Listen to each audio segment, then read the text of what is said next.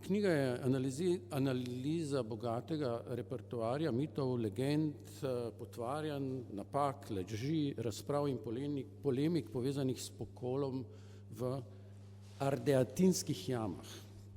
Delo Ukaz je bil že izvršen, govori o trdovratnosti negacionistične interpretacije dogodka v Rimu 23. marca 1944, interpretacije, ki je partizanski bombni napad, v katerem je bilo ubitih 32 in ranjenih 40 vojakov in mimoidočih, opredelila kot nepotrebno izzivanje okupatorja in kot dokaz strahopetnosti odporniškega gibanja.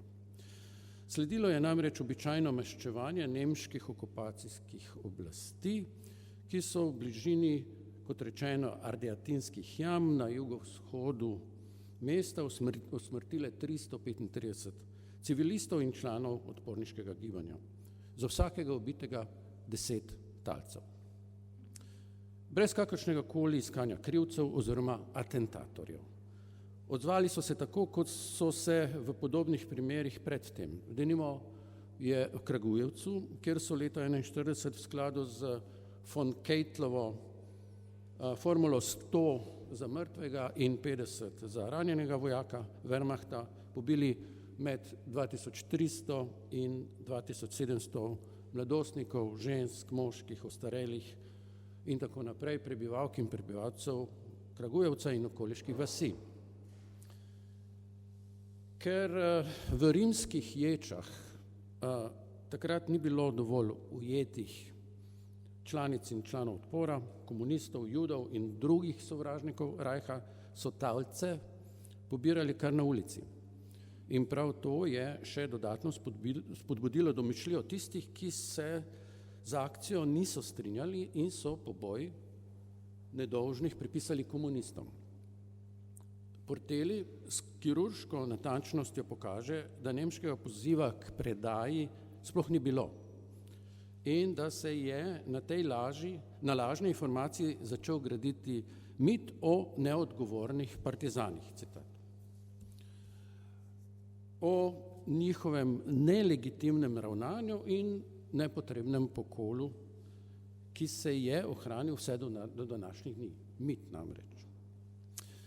Glede na to kaže to knjigo razumeti tudi kot upor proti historičnemu negacionizmu in revizionizmu, kot upor proti politični instrumentalizaciji preteklosti, katere višek predstavlja leta 2009 sprejeta Evropska resolucija o Evropskem dnevu spomina na žrtve stalinizma in nacizma in kot učbeniški dokaz nezanesljivosti spomina oziroma vztrajnega napačnega spomina. Sam njegovega avtorja dojemam kot enega najpomembnejših raziskovalcev ustne zgodovine v Italiji in na svetu, ki mitom, lažem in polresnicam odgovarja zgodovinskimi dejstvi in odkrivanjem resnice.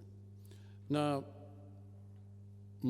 pomembnosti zgodovinske rekonstrukcije, ki sloni na pridobivanju in seciranju ustnih pričevanj ter njihovi filološki in komparativni analizi z vsemi razpoložljivimi viri, od arhivskih do časopisnih, je pokazal že v svojem prvem, prav tako odmennem delu Smrt Luigija Trastulija in druge zgodbe leta 1991, kjer je prvič opozoril na nevarnost intencionalne interpretacije preteklosti.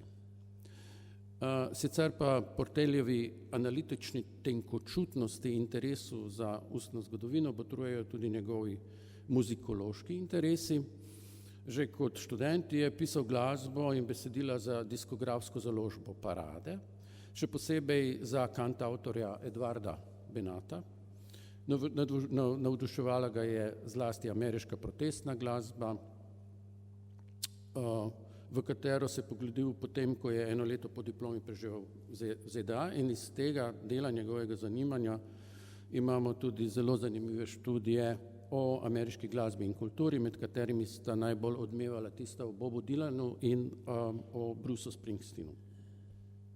Z malo sreče bomo kolega Portelja gostili že marca oziroma v drugi polovici junija. Upam, da se takrat znova vidimo.